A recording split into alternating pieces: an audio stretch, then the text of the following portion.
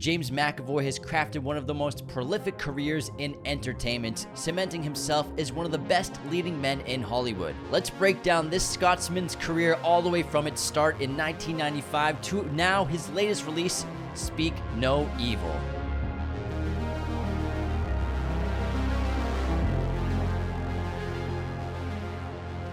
What is up, movie friends? Welcome back to Raiders of the Lost Podcast, the ultimate film and TV podcast. And today, we thought with the big new release of Speak No Evil coming out, why not do an entire episode career spotlight on the multifaceted, incredible actor of James McAvoy and his incredible career.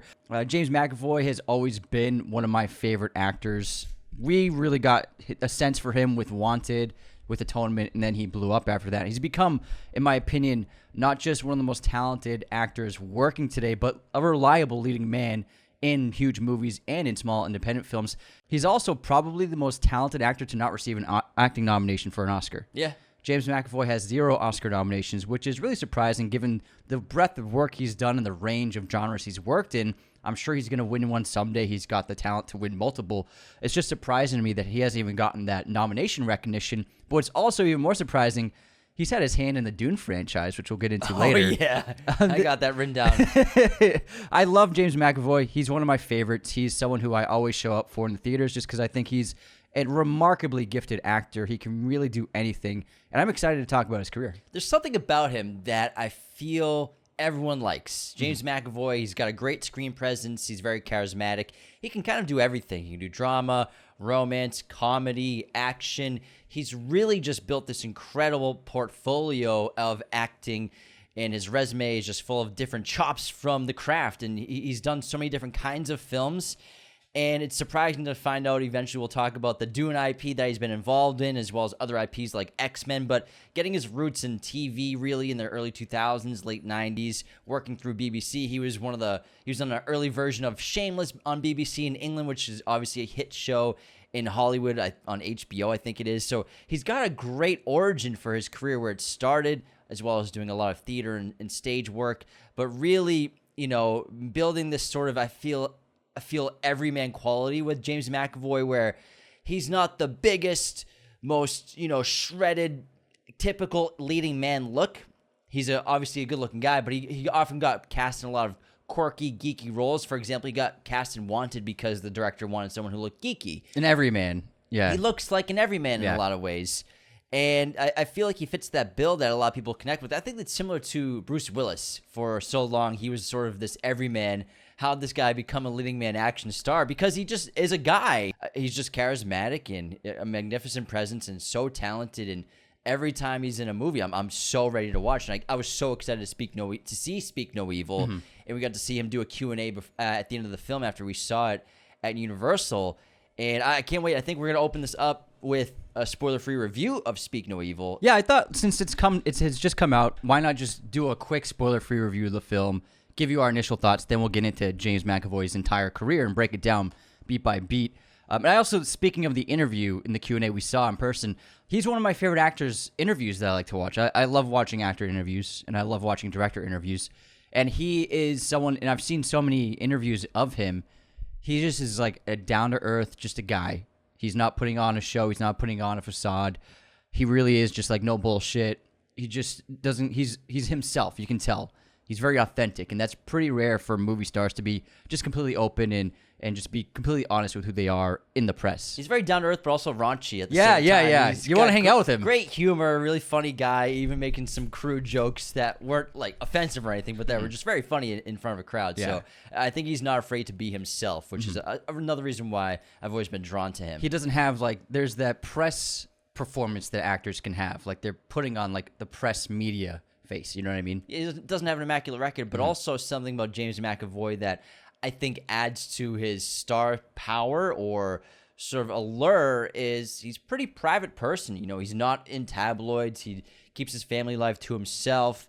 So I think the fact that he's not out there constantly doing that sort of Hollywood marketing PR stunt that a lot of celebrities do, or whether they're just chosen by media to be tabloid stars by accident and just followed around. He's always kind of kept himself private. I never really knew much about him until more recently, but I've always just been drawn to him. And that's something about celebrity that I've always liked celebrities, especially in the past, that you don't know much about. And the mystery they bring to their roles was really the only time you see them. So I think that quality about him is something that I enjoy. That's a great point. With actors, I mean, they can choose to live in New York City and in LA or the hot spots and the hubs and go to the social gatherings and the press is there. Or they can, some actors, they choose that private life. I just saw an interview with Ana de Armas saying she moved to Vermont. Ana de Armas has like a home in Vermont in the middle of nowhere. And that's where she lives when she's not making movies. So for her, she was like, I need to get away from the glitz and glam of Hollywood. It's a good spot. Some actors are like that, and I get behind that. I feel like that seems to be a great choice for work, but also keeping the mystery of who you are from public perception, so that when the audience sees you in a movie, they don't know what to expect. Yeah, I really enjoyed that. I didn't know that at all. Yeah. James is moving to Vermont. Do you know the town? Do you know the town? She's out of your league, man. She's dating the CEO of Tinder, man. She's out of your league. Well, that's a lot of moolah that I can't compete with. It's a lot of billions. It's a lot of billions. I don't have that many billions. I don't have a single billion. James is driving through every town in Vermont next week. I'm coming to Burlington. Anyways, let's get to a quick spoiler-free review of Speak No Evil, and then we will get to the entire career breakdown of James McAvoy, starting to his debut in 1995. But Speak No Evil obviously is a remake of a movie from 2022, a Danish film, I believe, and this one came out this past weekend, and we can't recommend it enough. You know, we saw this, as a lot of you know, we got early access invite to Universal. We saw it at their private theater. McAvoy was there, really cool guy, and the movie was absolutely excellent. And it's about a family who is invited to spend a whole weekend in a lonely home in the countryside. But as the weekend progresses, they realize that a dark side lies with the family who invited them. Yeah. James McAvoy plays the father of this family that they meet another couple and their daughter. And Mackenzie Davis and Scoot McNairy are the other couple, and they're reunited from their TV show *Halt and Catch Fire*, where they both blew up on cool. the AMC TV show, which is great, by the way. So Mackenzie Davis plays Luis, Scoot McNairy plays Ben. They have a daughter, and then James McAvoy plays Patty, and his wife Clara, played by Aisling Francioso. They have a son who doesn't really speak. He has, they say, a condition. Yeah. And so they meet on this ritzy, fancy vacation in Italy, I believe It's a group trip dynamic. Yeah. And they're kind of just like sick of the people that they're around constantly, but they build chemistry together. They kind of hit it off as families traveling together and dining together and having a fun time. And McAvoy and his family invite them to their private home on the countryside a couple months later, and they eventually take them up on it. But obviously, based off the trailer, and it's a Blumhouse movie, things go wrong. And this movie was superb. Seeing this with a packed crowd was an awesome experience. It was so funny. People were laughing their butts off, but also everyone was getting terrified at the right times together. We were all screaming at the screen at the same time. We were clapping, cheering, rooting for the heroes, being surprised at these shocking situations. Yeah. But this film was so brilliantly written and directed, this great tone of mystery. You know something's gonna go wrong. You're waiting for McAvoy's character to finally show his true colors based off the trailer, if you'd seen it. And they do a great job lulling you into that false sense of security with some twinges here and there of things are a bit off until really the last half hour of this movie. It really just soars in a great direction. And I really enjoyed the hell out of this film. It was such an awesome experience. I completely agree. And this, to me, was the modern day Straw Dogs, the great Dustin Hoffman horror film from the 70s, which is an amazing house thriller. Speaking of evil, we touched on the bias towards it, people complaining for it being a remake, and then people obviously not liking the trailer and seeing it over and over again. And we'll let you know, yes, obviously you see a lot in the trailer. There's two reasons. It's a one-location movie, so they can't really show you much else in terms of footage, and they're trying to sell it. So I get that the trailer looks like it's being repetitive, and you think you know what's going on. The movie actually is a lot more surprising than you'd expected. I walked into the movie thinking I knew it was going to happen. It actually has a great twist and a really fun third act that's not spoiled in the trailer.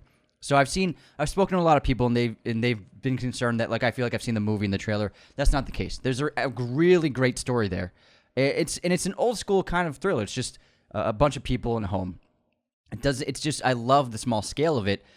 And the thing with it being a remake is, I mean, some of our favorite movies are remakes. Sorcerer is one of my favorite movies. That's a remake of Wages of Fear. And then The Departed is one of my favorite movies. So it's okay to remake movies. I think that we're in an era of sequelization. I mean, we're on like the 20th Spider-Man movie, the 25th Batman movie. I mean, we're very used to sequels. So I don't see, there's nothing wrong with remaking a foreign film that not that many people even saw. I think that's the specific wording. Yeah. Remaking an international movie that didn't have a huge audience, did really well in that country, maybe in some festivals, but no one really knows about it. It's just sort of hidden and unknown, then remaking that. But obviously we have so many remakes that we don't want, though. I mean, Lawrence of Arabia just getting announced. Oh, my God! For Roland Emmerich going to remake Lawrence of Arabia into a TV series adaptation, I'm guessing, for a streaming platform into, I think, 4 episodes it said it was going to be. So that's a remake. Unnecessary. We don't want that at all. But this is a remake that I think works because it's not a beloved property. Yes, it's recent, 2022, the original film came out, but again, not many people saw it. It was an international movie. Most people don't watch international films if they're English speakers in North America specifically. Obviously, we try to let you all know about international films that we love with all of our episodes, especially international film episodes and movies that we suggest a lot. And a lot of people have tuned into international movies they never heard of because of us, which makes me feel really happy. But this movie, I didn't really know anything about it. I didn't know about Speak No Evil a couple years ago. I didn't know about it when it came out. I had heard of it, and we're fucking film podcasters. Yeah, I didn't watch it, and it has an average rating of 3.3 rating on Letterboxd. It's not like this is a beloved film, so I think it's absolutely okay. It's not like Parasite. Yeah, Parasite, which by the way, Bong Joon-ho is making for America. Yeah, for TV remaking. Yeah, TV series. And also, the writer director of the original film signed off on this and gave it to Blumhouse. People just love to complain. Yeah. Whatever it is, that if they find one little thing, it's too soon for a remake. Why? Yeah. Why? I think for a lot of movies, especially small, independent, international films, they have a window.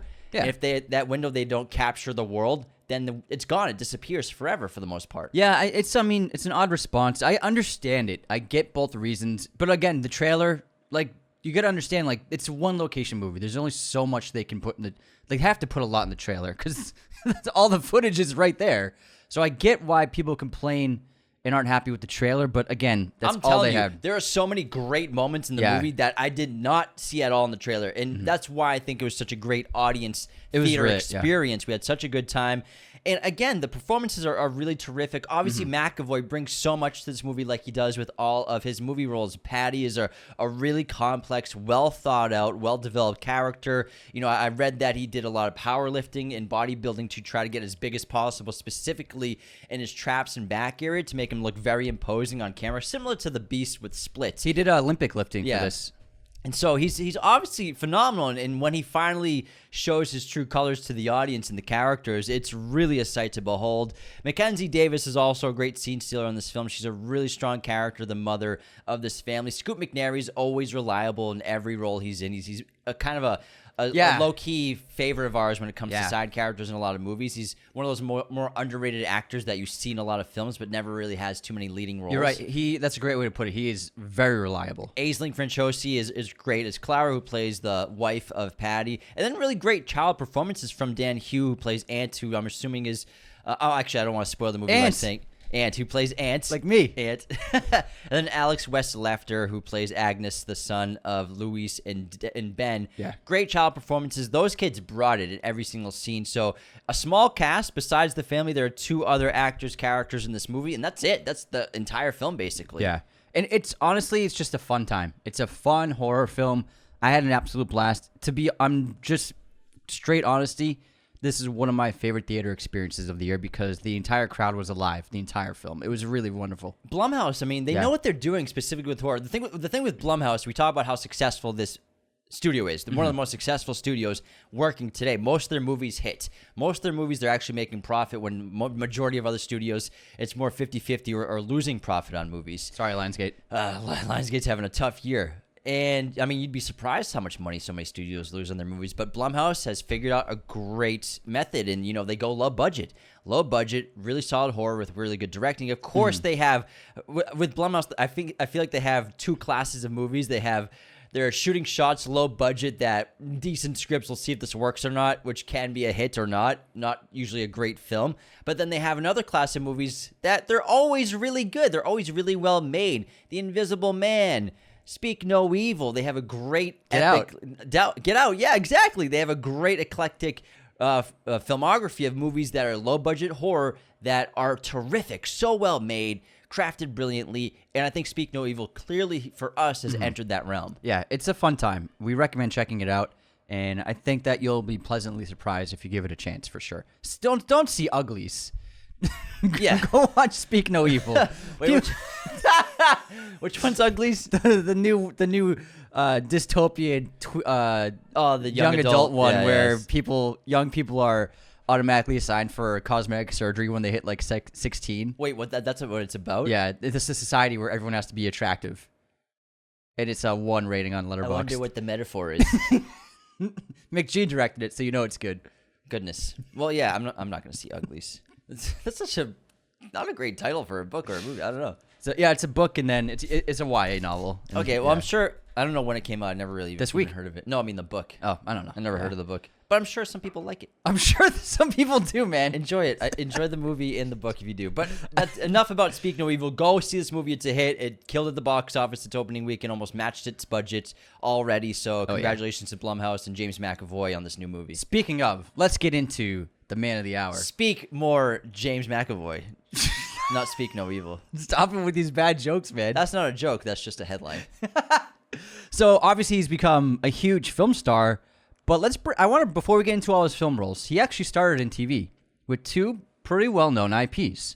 So he was in the original Shameless, which America adapted, and it aired on Showtime, I believe, or Stars. Yeah, I think it was Showtime. And he played one of the sons in the family. No, he plays Steve. Steve, the boyfriend. Do you want me to do this, Yeah, Anthony? yeah, you watch clearly. it, yeah. You're kind of just making it up as you go.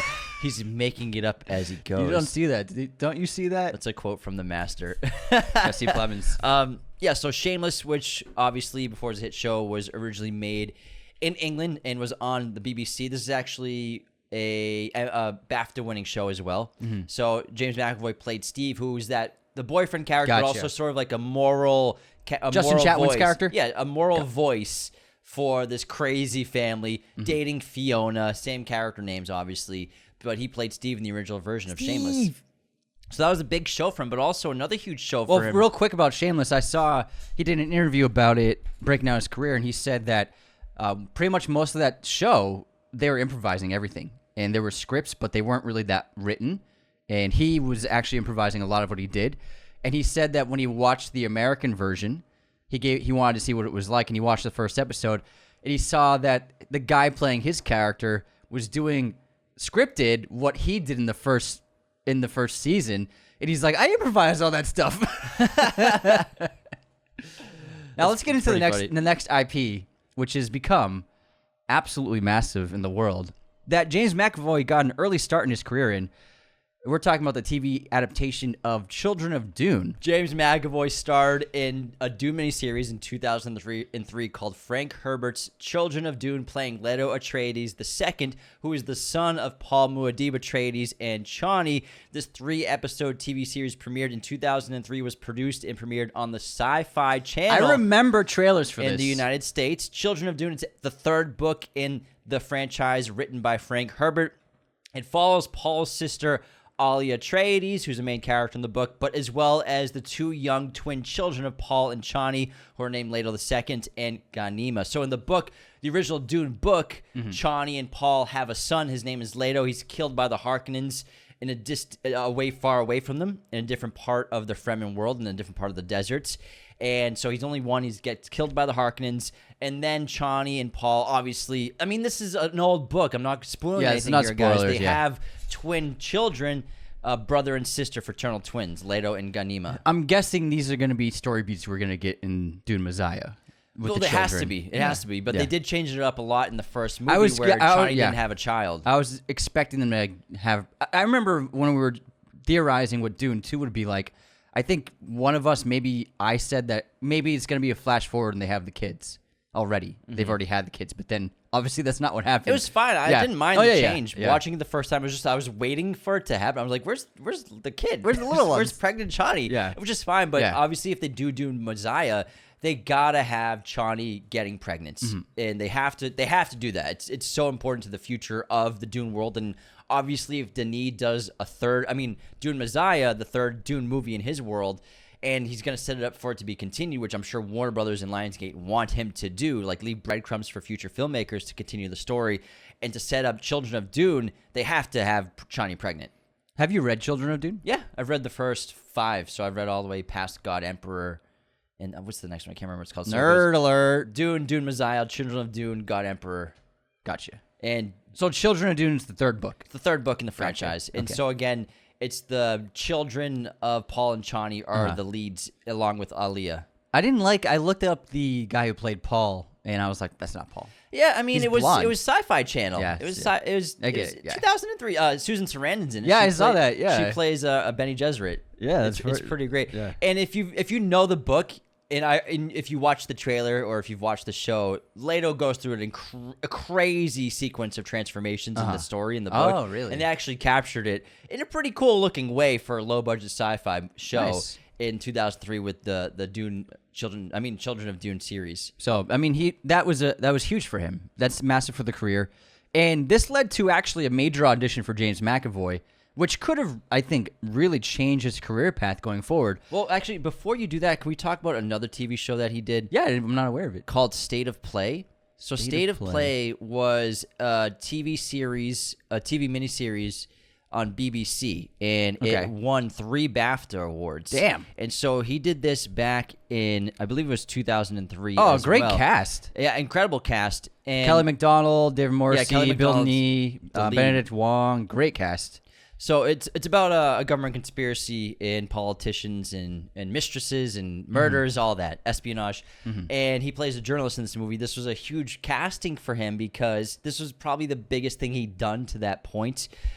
Doing this in 2003, the same year as Dune Messiah. With veteran actors. BAFTA-winning show. Huge hit in England was State of Play. So this was a big role for him. Wow, that's great. Yeah, it has an 8.3 on IMDb. Wow, which obviously led to he wasn't worldwide known worldwide, but actors when they're coming up doesn't mean they're not auditioning for big roles. And we hear about actors, they missed a role or they auditioned for like a famous role. It happens all the time. As they're coming up, they're auditioning for things, and then obviously other actors become famous for playing that role. One that was really significant was James McAvoy actually turned down playing Tom Riddle in Chamber of Secrets. They wanted him for the role. However, the condition was Warner Brothers would put him on a 7-month retainer, which means he would not be allowed to do any work within that 7-month period outside of Chamber of Secrets. And he wanted the role, but also he was questioning, is it good for me I'm like 25, should I go almost a year without working on anything? And I'm only going to work on Chamber for 2 weeks maybe? And so he and his agent spoke about it, and his agent actually said, no, you should not do that. It's a big role, but it's not good for your career. And so he passed on Tom Riddle, and instead he did like a very small play in the West End that got really well received, and then from there he did smaller roles, more TV stuff. But and then he said in an interview that doing that play was actually really big for him as an actor for himself and helped him evolve. And so you could say like maybe doing the Tom Riddle character might have changed the trajectory, because I can't even name the actor who played Tom Riddle. Was the play? Do you know the name? Was it Out in the Open? Because it was Out in the Open. Yeah, so, the gay play. So yeah. that's honestly. It's not a gay play, Anthony. It's a gay play. It's not gay. It's gay. All right, I'm back, baby. I'm back. That was good. You recovered, man. You recovered. That's actually a great point, because of all of James McAvoy's most important roles of his career, which there are several that I think really are labeled for me his most important, this role, Out in the Open, which was a stage play, was probably his most important role he's ever done, because he did this in 2001, and McAvoy had a performance as a gay hustler in the play Out in the Open, and this impressed director Joe Wright, who saw it. And Joe Wright obviously is a great filmmaker, made Atonement, which he eventually starred in, Joe Wright began offering McAvoy in parts of his films. And so if he had never seen McAvoy on stage and out in the open, maybe he would not have been in so many of Joe Wright's movies, and that's probably an absolute fact. And so the actor who actually played Tom Riddle was Christian Coulson.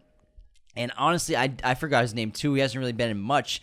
Obviously, it's a great character to play, and I'm sure he made a ton of money. And I read an interview where McAvoy said he got offered a boatload of money to do Chamber of Secrets. It was £40,000. Yeah, that's a lot of money 2 weeks for an of work. actor who's never really been in much before. Yeah. But to be on retainer for 7 months for doing, 5 scenes? It's still a big role. Yeah. And I mean, maybe he still would have had a very successful career after being Tom Riddle. You can never say that, know, yeah. Because he is a very talented actor. I'm sure he would have, but his career would be completely different, I'm sure. Absolutely. It would have went in a different trajectory. And He would have been good, though. you think he would have been good as Tom Riddle? Yeah. I don't know. I feel like he doesn't have the right look for Tom Riddle. I think that he would have had the presence, though. Sure, the presence, but honestly, I think Christian Coulson did a great job. Oh, he's as great, yeah. Tom Riddle. He aesthetically looks so much like Tom Riddle, what he's supposed to look like in the book. I think that's one of the great strengths to his Strikingly performance. Strikingly handsome, Yeah. tall, pale, dark hair. Obviously, McAvoy, they probably would have darkened his hair up a little bit because he's got very light brown hair. But I think that he probably would have been great, but I still think Christian Coulson was a perfect casting for Tom Riddle. Oh, yeah, he did great. I'm not saying that, but I just think McAvoy is limitless with his talent. Yeah, he's phenomenal. And he's always had it. Yeah. You know what I mean? But it's interesting to turn down. That's a very, I think smart thing to do. And it's a tough decision to turn down all that money in your youth. In 2001, 40,000 pounds is probably like 18 million with inflation. Realistically, it's literally probably $300K. Easily. Are you kidding me? Now it's even more, dude. Oh, my God. Like, I'm not even off probably by saying it's a million. Before we get into his film roles, though, he had one role in one episode in Band of Brothers, which I think every Hollywood male actor was in. Who's between the age of 18 and 27. You were in Band of Brothers. You were in Band of Brothers at some point. Even if you were an extra, you were in Band. Everyone was in Band of Brothers. Well, I mean, his first role ever was in 1995. He was in a movie at only 15 years old. It was called The Near Room. At the time, he wasn't really keen on making a career out of that experience. What? Oh, never mind. Different director. I thought it was the... Continue. Did you think it was Near Dark? The director was David Heyman. I was like, wait, David Heyman, the guy who produced Harry Potter? Oh, no. Well, what's interesting about that is State of Play, the BBC series we talked about earlier, that was directed by David Yates. Wow. Who eventually went on to direct many of the Harry Potter films, starting with Order of the Phoenix, so kind of a connection there between the two of them. Interesting. But, I mean, England's a small place when it comes to entertainment, so, I mean, Tiny. a lot of people are in the Harry Potter. What, like 300 people live there? Yeah, 300 people live in England. That's it. I said the industry, mother effer. And so, mother effer. Were you a rapper from L.A.? No, I didn't want to cuss. Mother effer. Anyways, motherfucker. At the time in 1995, he wasn't keen on making a career out of being an actor, being only 15, but what kept him pursuing acting was he had a crush on his co-star in The Near Room, Alana Brady, and it changed his entire perspective in life. He told the Daily Star that he liked a girl on the set and even followed her to the drama group. After enrolling himself in the same theater class, he realized that he could actually become an actor. To quote him, "From that point, I got a tiny bit more work and realized I could make a career out of drama." Because in his youth, he was unsure of what he wanted to do. He's this kid from Glasgow. He's born in Scotland in 1979. He's the son of a bus driver turned builder, as well as a psychiatric nurse. His parents divorced and separated when he was young. He's eventually raised by his maternal grandparents, taking up his upbringing and stabilizing and influencing him for his formative years. But in his teenage years, he's raised very Roman Catholic, attending Catholic school. He was torn between going into the Royal Navy, which he actually applied to and got accepted into, and then also he wanted to pursue possibly priesthood. And then he got into acting. So those three careers sort of all were happening at the same time. What do I do? He eventually went into the Royal Scottish Academy of Music and Drama in 2000, which is now the Royal Conservatory of Scotland. And that set the stage for his acting future. Wow, good for him. Very cool dude. Let's get into his movies. Pretty good bio, I'm not going to lie. Did you write all that? Or no copy and pasting involved? Or? I did some copy and pasting. Okay. You did write the opening intro, you did. I did write the opening intro. Which was great. Thank you. Thank you. Okay, so he broke out into film, but it took a few years. But he got into film relatively quickly after his TV He was in a movie called Wimbledon, Paul Bettany and Kirsten Dunst tennis movie, and he played a friend of Kirsten Dunst's character. You know, that friend who's like in love with her, but Janie Briggs. glasses in a ponytail. I just want to take up little Janie hairballs and make little Janie hairballs. what did you say? Little pieces of Janie's hair and roll them up into make little Janie hairballs. He's weeping when he says that. It's not another teen movie, sorry. And then he had a lead role in Roy Roche Was Here, where he played a disabled young man who enters a disabled teen's home. He's a very eclectic performance in that got him a ton of attention. And eventually he got Chronicles of Narnia, where he played Mr. Tumnus, the half-man, half-goat who kidnaps a little girl from the iconic movie. And apparently this has become like the new thirst trap for women. Is Mr. McAvoy is Mr. Tumnus. Apparently he was like a sexual awakening for a lot of teenage girls. I swear to God, from what I've seen on Twitter and stuff. I mean, it makes sense. No, I mean, because he's so nice. A lot of women, a lot of ladies, they love, what's it called? Smut books. They're huge now. Smut books are massive. And a lot of those books are about half man, half beasts, werewolves, vampires, all kinds of creatures, half man, half that. So it makes sense that I think there's something animalistic about a half man, half creature that I guess women are drawn to, you know. And from what I saw in his interview about it, McAvoy said he actually got the job on the spot in his audition, and the director thought he was perfect and really got him. He didn't even have to audition after that first tape in front of the director. He also talked about the makeup and wardrobe. He said that every hair on his legs was actually placed by the makeup and hair team every morning. They gave him CGI feet. He was wearing like green boots, but from like his shins up, it was really the goat hair. And they placed all the hair on 3 hairs at a time. What? It was crazy. Like same thing with his goatee and his eyebrows. And his everything. leg hair? His leg hair. That's a lot of hair. So it wasn't like a suit. They actually did place all the hair on individually every morning. So it was actually a ton of makeup and hair. Did they have 80 people working on 3 him? people working on him every day. With 80 hands? Like, that's insane. That's a lot. That's a lot of hair. Yeah. Hey, makeup and hair people are amazing. They are. And I mean, when you watch the movie, he's perfect as Mr. Tumnus. And he also said that the filmmakers were originally looking at guys in their 30s, but they realized someone too old didn't quite fit right for the character of Mr. Tumnus. They still wanted to have like a sense of, even though he kidnaps the little girl, a sense of like a naivety and youthfulness to him, so it's not too like creepy. If he's like an older man, it's like he's just doing what he thinks is best for him and what he's been ordered to do, basically. So he's great as Mr. Tumnus. It's a minor role as a supporting character in this huge ensemble, but he's great. Man, I loved those books when we were younger. I remember I made Turkish Delight. Yeah, I made lemon squares. Yeah, for I think it was 2nd grade. I remember you and Mom cooking it, and I was so jealous. So jealous, because we were doing this for like a week at Did school. you not let me eat any? If I remember correctly, Mom probably made me let you have I one. think I wanted some, but you were like, "No, it's for class," and like you wouldn't let me have any. Yeah, you weren't in my class, man. You didn't make shit. You could have made stuff. No, you made something for your class. Your class was doing a different book, and you made something. Yeah. You But made, I mean, the Turkish Delight, like spaghetti or something. Great. You made like meatballs. I think I made something spaghetti, something.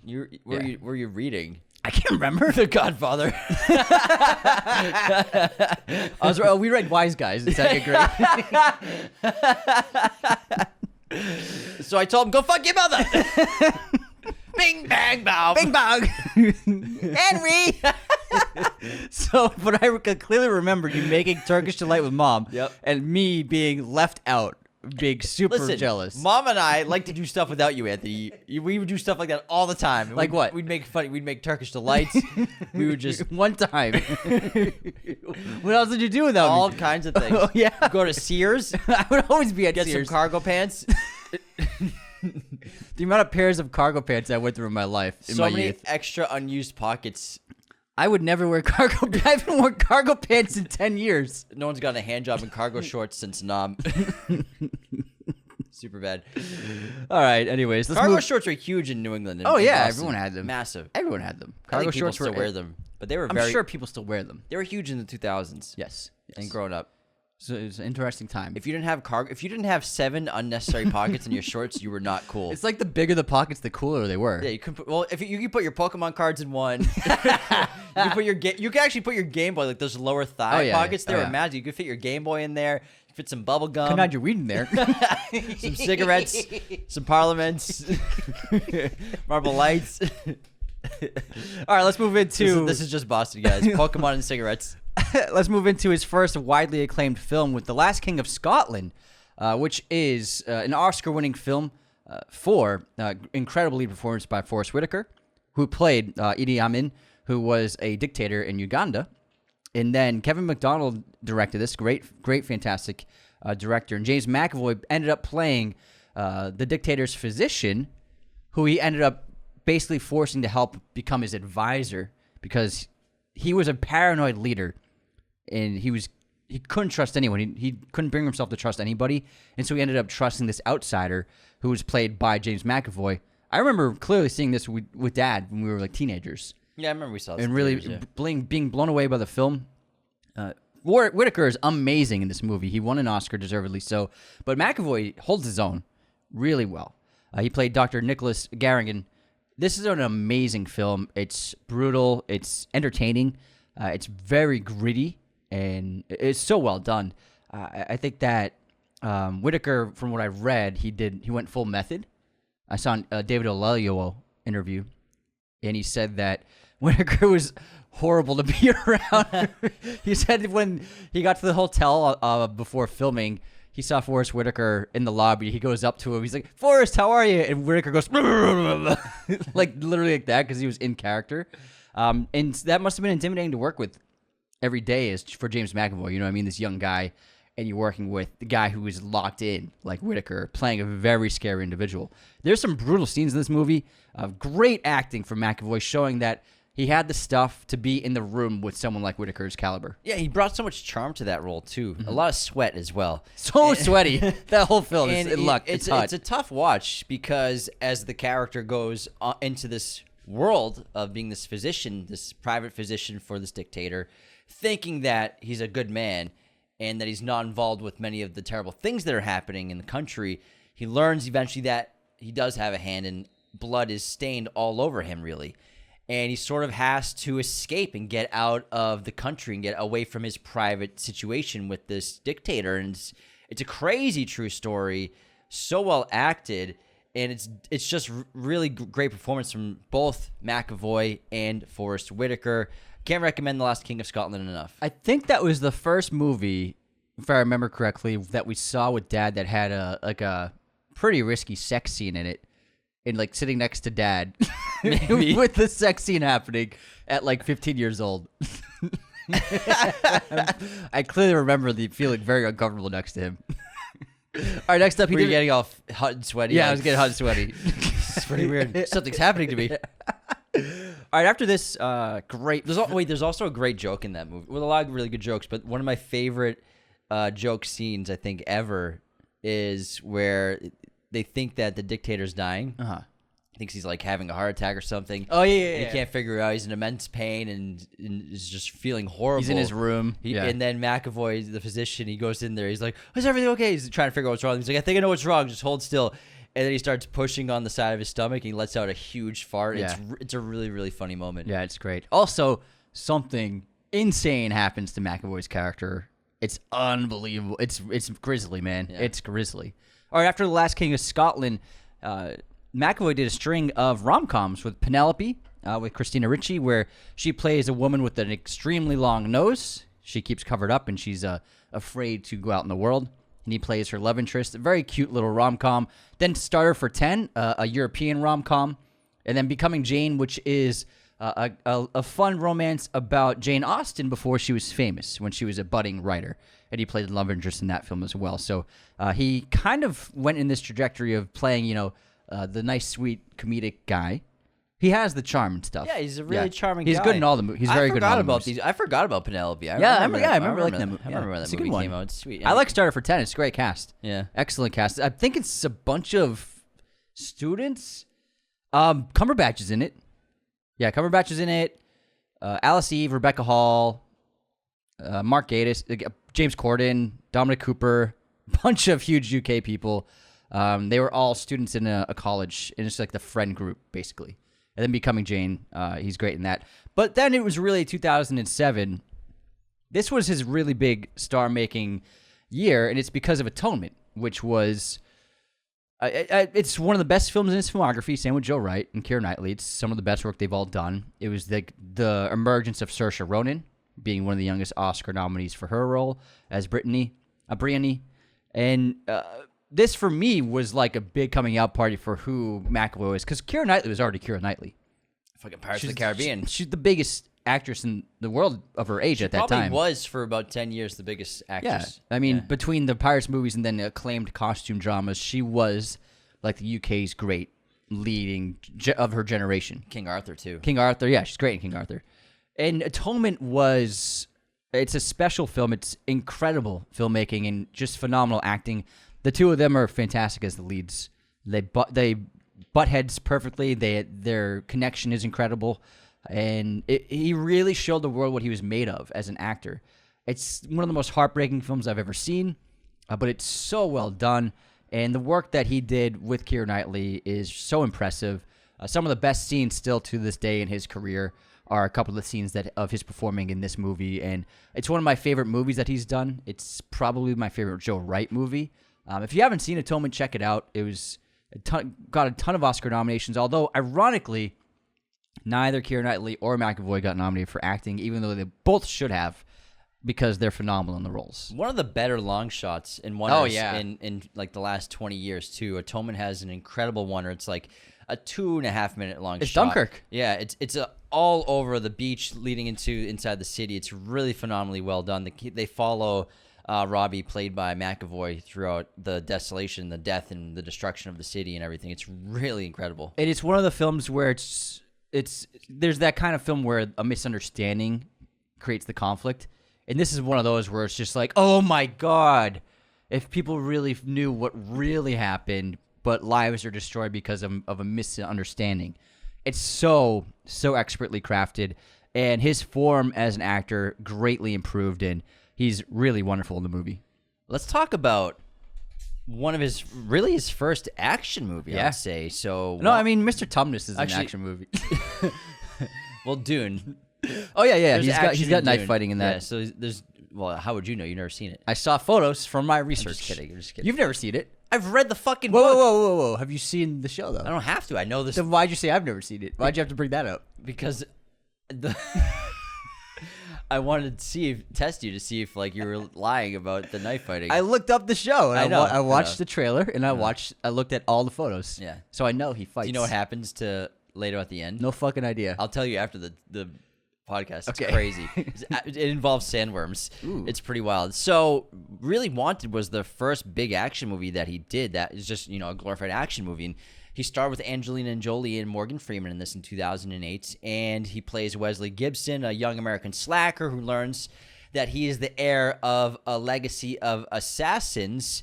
And now, when James McAvoy tested and screen tested for the role for Wanted, he was initially rejected because the studio was seeking an actor with conventional Hollywood leading man looks and physique. He later recalled being considered the runt of the litter, according to him, of those who tested, but ultimately got the role in late 2006 since the studio wanted someone geeky, to quote. Now, while shooting action sequences for Wanted, he suffered several injuries, but nonetheless, he said he had a great time while making the film. He'd never really done action before, and he thought that it would be a great chance for him to become a more versatile actor and more versatile, potential actor for future projects. And Wanted's loosely based on the comic book series of the same name by Mark Millar. Saw a 2008 worldwide release. It was pretty solid reviews from critics. We loved it. Yeah, I thought it was really sick. That was a cool movie. Huge success. Grossed $341 million at the global box office on a budget of $75 million. So this made him immediately a bankable leading man for action franchises and franchises going forward. And I think McAvoy is great in this role. Again, bringing that sort of everyman quality that we talked about earlier to this performance of this is just a normal looking guy, normal seeming guy. He's a slacker. He's kind of lost in his life, discovering that he's this legacy of assassins. It's freaking sick, the curving of the bullets. And I think the concept of Wanted, it's a really cool idea where These super assassins, it's just passed on through their blood. Basically, they have genetic gifts that other normal people don't have. They can really hyper focus, build hyper strength, and that adrenaline. They can harness their adrenaline. And he thinks it's panic attacks. Yeah, he thinks it's panic attacks. That's right. But he can slow down time. He can slow down perception, increase his strength. And it leads to him being a very skilled assassin. He gets to make out with Angelina Jolie, which is not a bad gig at all. And, of course, we have a fun role from Chris Pratt before he was big and well-known as well. Yeah, he plays the annoying office bully, and he slaps him in the face with the keyboard, and the keys break off, and it says, fuck you, with the loose keys. Well, he's banging his girlfriend. Yeah. That's why. Oh, yeah. I forgot about that. He's obsessed with Red Bull or something like that. Yeah. It's a cool movie. It was a fun time. Good and twist. I haven't seen it in a long time. I haven't seen it in years. It's a good flick. Couple of really good twists. I would say 2 or 3 really good twists. Yeah, it's Timur's best film. He's a Russian director, Timur Bekmambetov. This is still the best thing he's done. He's got he's action-heavy filmography. He's kind of been hit or miss. He's still pretty big in Russia, but I think this is it's a highlight of his career. It's a fun action movie. It's just a really flat-out good time. He did Night Watch, which was huge in Russia, which is a great book if you want to read a cool science fiction book. Check out Night Watch. I'm pretty sure that the sequel to this is in development or sort of in a pre-production stage, or they're trying to develop I hope it. so. I think it'd be cool. I think people would like it. I wonder if they could I believe it's a graphic novel. Yeah. If I remember correctly. If you were listening to me, it's one No, of I was not. one of the things I said earlier. I said it's based off a graphic novel of the I was same name. on Facebook. You are just tuning me out. It's fine. I get it. I tune you out all the time as well. All right, let's get into. He did some dramas after Wanted. He did The Last Station, which is a British film about Leo Tolstoy and his struggles as he grew older. He played a supporting character in that film. And then he did a Robert Redford film, The Conspirator, which is a really interesting movie. He played the lawyer of the only person who was named as a conspirator in Abraham Lincoln's assassination. And so I think it was Robin Wright. Let me double check. Yeah, can you double check that? He played Frederick Aiken, the lawyer, and he's defending. Yeah, Robin Wright. Robin Wright was accused of consorting with who's the guy who killed Lincoln? Lee Harvey. Lee Harvey. No, that was JFK. Oh my God, what was his name? Fucking who killed him? It's 3 names again, right? Shit. This is not a. People are screaming right John now. Wilkes Booth. John Wilkes Booth. Thank you. Sorry, this is not a history podcast. So she was named as assisting him, and she was the only person who was named, and he is defending her for being falsely accused. It's a legal drama. It's really good. Not amazing, but pretty good stuff from Robert Redford. And then he was Slow it down. Let's take a break, Anthony. All right. Before you get into the next film, we still have our intermission to get to. We need to save some stuff for the tail end of the episode. Talk about? Well, before we get to our intermission, I want to tease that I want to talk about James McAvoy's video game addiction. He has a video game addiction? Passed, and how he got over it. I'll talk about that as soon as we're back from our intermission. Okay. And now, before we continue, the best way to support Raiders of the Lost Podcast is to become a patron at patreon.com/Raiders of the Lost Podcast. It's the best way to help us, and you get awesome perks like weekly bonus episodes that only patrons have access to. Only you. We do our weekly chat on there, as well as our Godfather bonus episodes, as well as bonus episodes of other random movies that we like to do. We did Mystic River a couple weeks ago. Sean! Is that my daughter, Sean? So you get access to bonus episodes. You get access to the ad-free version of every single episode. If you are, sick of hearing commercial breaks, which we need to do, and many of you understand that in order to pay the bills. But if you want to listen without ads, just sign up on Patreon. And we post every single episode without the commercial breaks or interruptions. You just hear us talk the entire time with no ads at all, as well as access to our Discord, where we have a great film community. We do watch parties on there, and other perks like free merchandise. The list goes on and on. I'll be here all day if I listed off all the perks, but thank you so much to all of our future, past, and present patrons. Sign up at patreon.com/Raiders of the Lost Podcast. Another great way to support the show. Leave those 5-star, count them, 1, 2, 3, 4, 5, 5-star ratings and reviews on Spotify and Apple Podcasts. You know why? Why? They help us chart. We've been charting higher and higher every month the last 6 months because people have been leaving these reviews. That's the only reason, because they build reputation. Definitely not because of you. It's definitely not because of you. They help us get seen by new people on the platforms and adds reputability to our show. It's really incredible, all of the ratings we've been getting lately. And I'm going to read a written review out from Apple in just a minute. And another great way to support the show is just share us with your family and friends. Share us on Instagram, Twitter, subscribe on YouTube, leave likes, commenting. All this engagement, all this interaction is how our show grows. It's how we've gotten to the place it is now. Because of you sharing our show, that's the only reason why we have a podcast in general and why we're able to do it full time. So thank you all so much for sharing us. I think he's done. Yeah, that's sharing us. We get it. We got it. Period. We got it. This episode, of course, is sponsored by our friends at movieposters.com, the #1 place to get your posters online today. Be sure to use our promo code Raiders10 at movieposters.com to get 10% off your order right now. They have a huge selection of pretty much every movie and TV show imaginable in their poster library, as well as all sorts of sizes, framing, and even backlighting for your poster needs. If you want some James McAvoy movie posters, all you gotta do is go over there. They have huge selection of all these great films, from your favorite modern blockbuster to your favorite Hollywood classic, international films, independent films. They have original prints. They have alternate prints. Whatever you want, they got you covered. This is the best place. High quality. They look amazing. They're stunning looks posters. Yeah, I'm a mess right now, but you know what I'm saying. These are not amazing. a mess. Oh, thank you. Wait, that wasn't a compliment. That wasn't a They're beautiful posters. Trust me. Everybody says they're beautiful posters. Of course, this episode sponsored by them. Be sure to use our promo code Raiders10 at movieposters.com right now. That'll get you 10% off your order immediately. All right, let's get into our intermission. Let's do Framed. Anthony. You ready for this? Let's pull this up. Pull it up. So Framed is the website that gives you daily movie stills to guess what movie it is. Okay, we get old-timey New York train station. Oh, mine's still loading. Come on, load faster.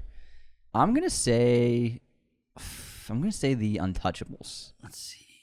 I'm gonna say Untouchables. I'm gonna say Naked Gun. Naked Gun. Looks like Leslie Nielsen down there. Yeah, but those aren't period pieces. Huh? Those aren't period pieces. He's just in an old fucking train Did station. you see the text though? It was like really old font. Okay, if you want what text? It was in the train station. Oh, okay, yeah. Well, I mean, those movies are from All right. the 80s. All right, now we got. You're telling me that couldn't pass as Leslie Nielsen down there? It's an old guy with a Well, no, yeah, but I was looking at the great set. head of white hair, holding a newspaper. I didn't with say his that back guy to us. didn't look like Leslie Nielsen. I was just saying it's not the right period. I was taking a shot in the dark. It was a good shot. Thank you. We were both wrong. We were both wrong. This we Now we have a lawyer sitting at a desk. This guy's in so many movies. Yeah, I have no fucking idea what this movie is. I don't know. I don't know. Let's see. Now we're in a prison. This has got to be. It is Leslie Nielsen. I fucking knew it was Leslie Nielsen. Airplane. No, there's no airplane. What Leslie Nielsen? It's when he's a Secret Service agent. I think. What are those movies called? Not the Naked Gun ones. The other ones. Hot Shots? No, he's not. No, not That's Hot Charlie Shots. Sheen. Dude, I don't know. I fucking knew that was Leslie Nielsen. Now we got James Earl Jones. I'm saying Naked Gun 2. Naked Gun 2 or Naked Gun 3? 33 and the third. I got it. You fucking motherfucker. I can't believe you. I can't believe all of that. It was a Naked Gun movie. Oh my god. You piece of shit. Can you guys believe what just happened? No, it's a Period Beast. It's not. Oh my goodness. Do you want to try? Sorry, you were right about Leslie Nielsen. You were totally right. Fucking knew it. Okay, they also have a plot one, if you want to play it real quick. A plot It's one? called Plot Words from the same company. So is that, what's the URL? Plot words? Yeah, just plotwords.com. Plotwords.com. Okay, sure. Play Unlimited, play Daily Challenge. Yeah, so we got, the first clue is 1970s. I'm saying Chinatown. Rocky. Human-animal relationship. There's a human and an animal relationship in this movie. Like they're married? I doubt that. I'm saying Turner and Hooch. Or what's the Clint Eastwood one with the monkey? I can't remember. Clint Eastwood and the monkey. It's Turner and Hooch it? Is that even a 70s movie? Nah. That's a 90s Eastwood movie. and monkey. It's the, what's the gorilla one? I'm going to go Every Which Way. So let's see if it's Every Which Way. Australia. The third clue is Australia. We're in Australia. 1970s. Human-animal relationship. I have no fucking idea. Let's go with based on a true story. Oh, I know. Hold on. I got this. Hold on. Good luck. I don't get it. I don't understand this one. I don't think this is as exciting as Framed. Yeah. This is not going well. I think it's going to be poor for engagement, Anthony. This is a pretty bad idea. This is terrible. This is a bad idea. All right, hold on. Skip. Just give up, man. It is Red Dog. No I've idea. never heard of that. No idea. So we're never doing that again. Yeah, that was terrible. I've never even heard of this movie. Wow. Way to go, Anthony. You slowed the show Wait, down. it's set in the 1970s. It's not a 1970 movie. That was a lie. Okay, we're sticking with Framed. Terrible idea. It was 2011 with Josh Lucas. It was the movie. How's the night? It's the plot. They threw us plot. 1970s. Oh, plot, yeah, Anthony. Yeah, you're right. We're never doing that again. We're All right, staying with let's- Framed. Framed's Next great. time, don't tear me down because I think I didn't tear you down. I disagreed with you. I just said the setting looked like it was period You piece. tore me apart. And then I said, "You're right. That guy looks like Leslie Nielsen." I said, tore me down. I said, "You're not wrong." The guy. I didn't. Oh my god. You You laughed guys at- stop being so sensitive. You laughed at me. Stop being so sensitive. You laughed at me. I did not laugh at you. You pointed at me. You said, "Idiot." What an idiot you are, James. Let's get to the movie. I guess that's what you got from me saying the train station looks like it's. I can't wait to watch this intermission and realize how mean you were to me. Moving on to our movie quote competition. Are you ready? Ready. Okay. You see, you can't just trust anyone. The first girl I let into my life, and she tries to eat me. Huh. It's a good quote. Can you say it again? You see, you can't just trust anyone. The first girl I let into my life, and she tries to eat me. I don't know. Zombieland. Eisenberg. Amber Heard tries to eat him. Yeah. Oh yeah, it's Amber Heard. I think Before. No comment.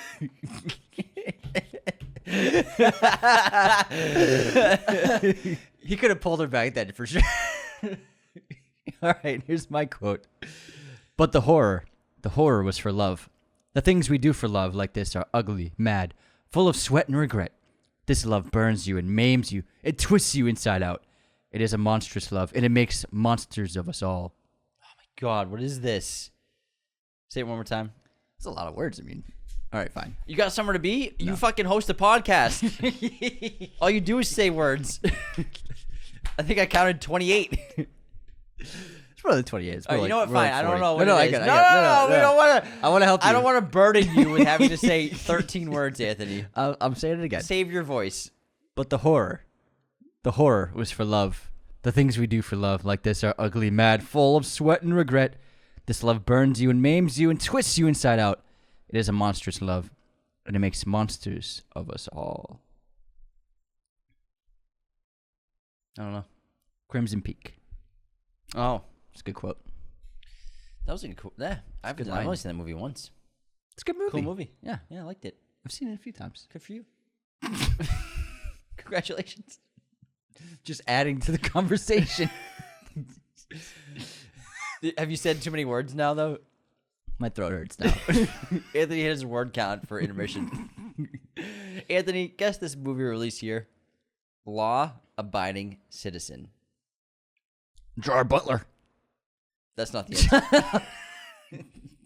That's not the year. 20 Incorrect. 2011. 2009. Oh, wow. It's a pretty old movie. Jamie Foxx is in it too, right? Yeah, I believe, yeah. What year did The Help come out?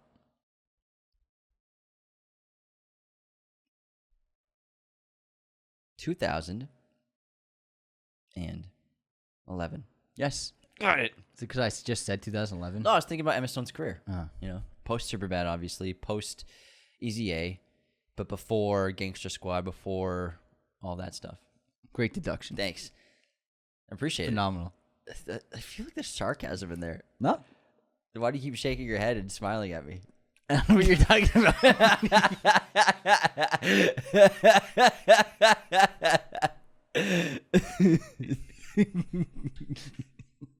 For anyone listening, I was shaking my head and smiling. Quite a lot. Profusely. Quite a lot. All right, at the movie pop quiz time. Why are you smiling? Because you ready for a list? Oh my god. Okay, I'm fine with lists as long as it's not in front of 100 people.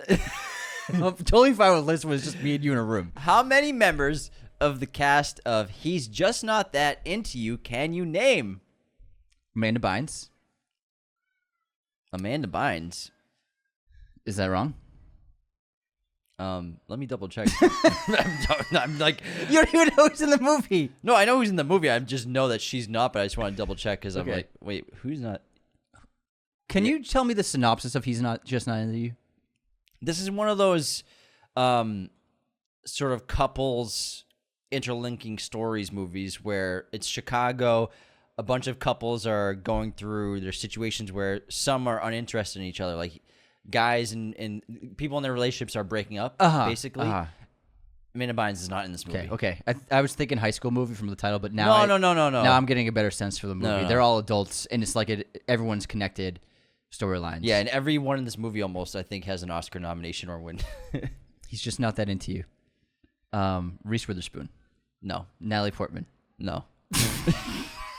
I guess you haven't seen this movie. Ryan Reynolds. No.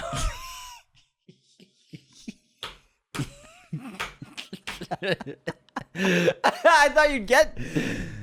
He's Just Not That Into You. Amy Adams. Nope.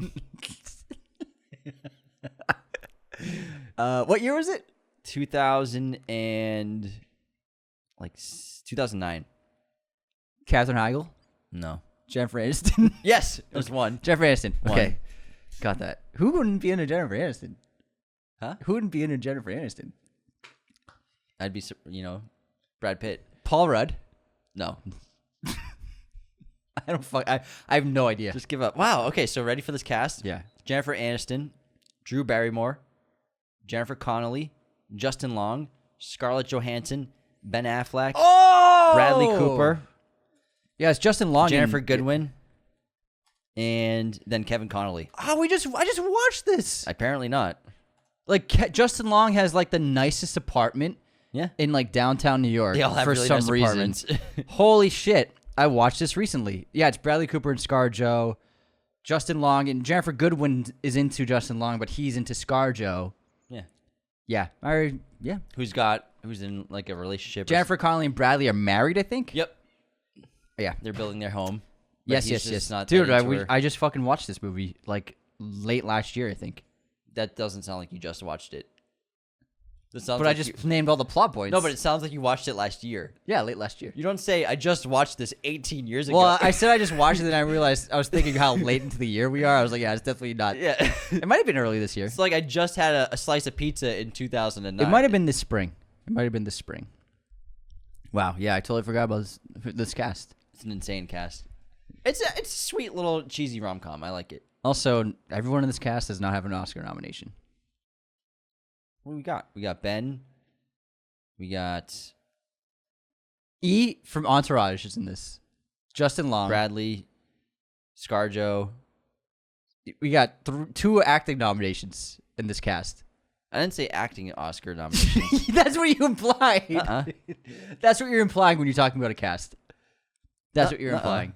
We got two nominations, Mr. We got Emmys everywhere. You didn't say Emmys. I was thinking Oscar nominees. Justin Long has 7 Oscar nominations. It's a shame he hasn't won. It's a shame. I love Snubbed. Justin Long. Oh yeah, we love Justin. Okay, here's my quiz question. That was a tough list. That was a random rom-com. Where did you pull that? What do you mean? Where'd you get the idea for He's Just Not Into You? It just fucking came to me, man. All right. Jessica Chastain starred in what John Hillcoat film?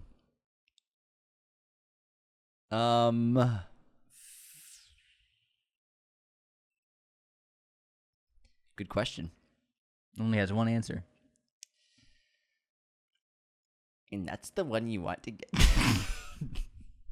Okay, Joker. I don't know. Lawless. Oh, I forgot he made Lawless. that. I Yeah. forgot that. After the Road. Good question. Good picture. Anthony, do we have any haters this week? Any unsubscribes? Oh yeah, unsubscribes have just been hilarious lately. Off the chains lately. Yeah, they're cracking me up. Okay, so Anthony K on Movie News: Dave Bautista stopped taking PEDs. Unsubscribed. Oh my God. JK, good for him. Also, Batman Who Laughs on movie news. Norman Reedus has not been confirmed for Venom. Unsubscribed. I think I read a false story. So you thought he was. It was multiple people said it. So, Like who? a few internet personalities and then some articles. From what? I'm not going to name anyone. No, from what publications? I can't remember. You think I'm making it up? Just curious.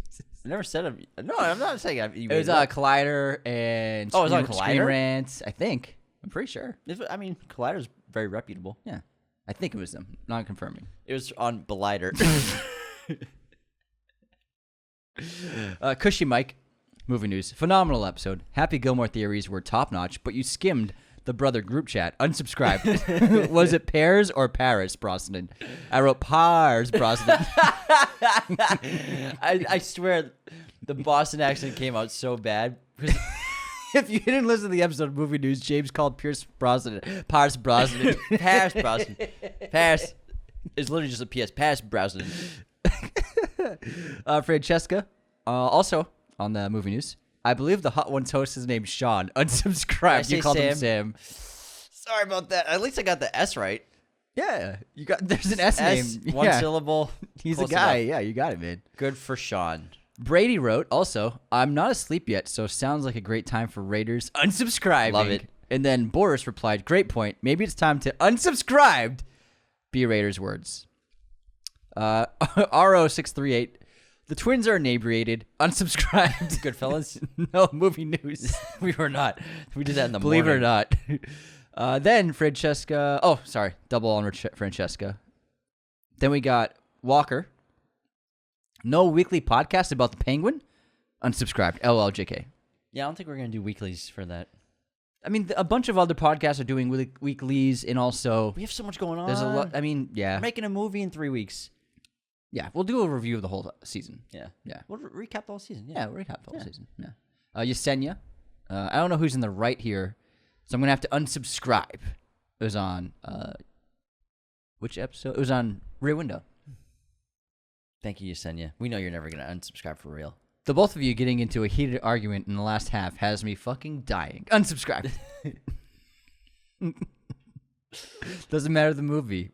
It'll happen. Was that on Rear Window? Yeah. What were we debating? I can't remember. I can't remember either. Something silly. Next up, we got Loki on Letterboxd Recap. I would like you to issue an official apology for not remembering the best line in Beetlejuice.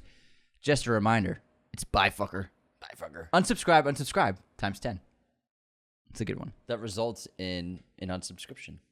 Yeah. Next up, Arsenio. Holy F, James Cameron was an illustrator. Love this. Unsubscribe. Cool, right? Very cool. Christopher Ang. Your TikToks are literally the same content as YouTube and podcast. Unsubscribed. That's exactly what it is. That's exactly it. I love it. And then we got a ton. Derek sent me his Letterboxd top 4.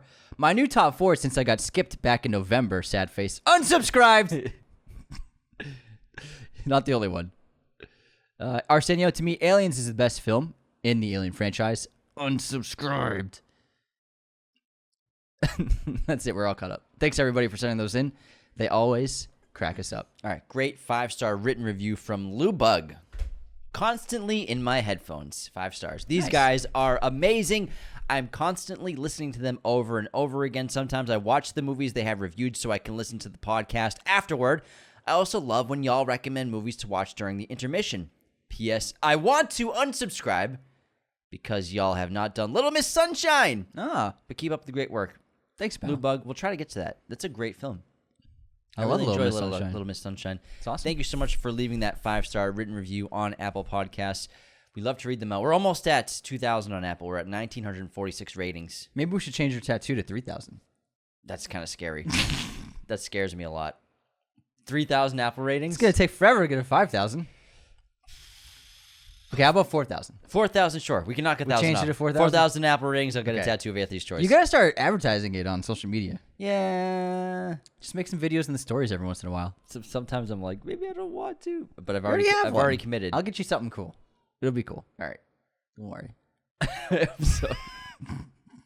All right, thank you, You for can that. trust me. Lou Bug, thank you for that written review and taking it to the next part of the intermission, we have our streaming recommendation, which Lou Bug brought up. My recommendation, Lou, listen, Burn After Reading. It just got put on Netflix. It's a great espionage comedy from the Coen brothers. Great cast: Brad Pitt, George Clooney, Frances McDormand. I mean, it goes on and on. It's such a good film. It's so funny. It's hilarious and ludicrous. Osborne Cox. I am merely a good Samaritan. I am numbers and dates and numbers. This is the shit. Awesome cast. Yeah. Awesome cast. Tilda Swinton, Richard Jenkins. Yeah. Goes on and on, like I said. I love that movie. All right, my streaming recommendation, Strangers on a Train. Great Hitchcock film. Absolutely perfect. It's an amazing thriller. The setup is, what's the perfect murder? If you team up with someone else who wants to murder someone, and you want to murder someone, you guys swap murders, then there's no motive for each murder, technically. And so that situation happens. It's really brilliant. It's an amazing, amazing film noir. So good. Patricia Highsmith. Great book. Hitchcock. It's phenomenal. Have you read the book? Oh, yeah. Nice. You would love the movie. I've seen... Oh, cool. I watched the movie after I read the book like 5 or 6 years ago. Didn't know you could read.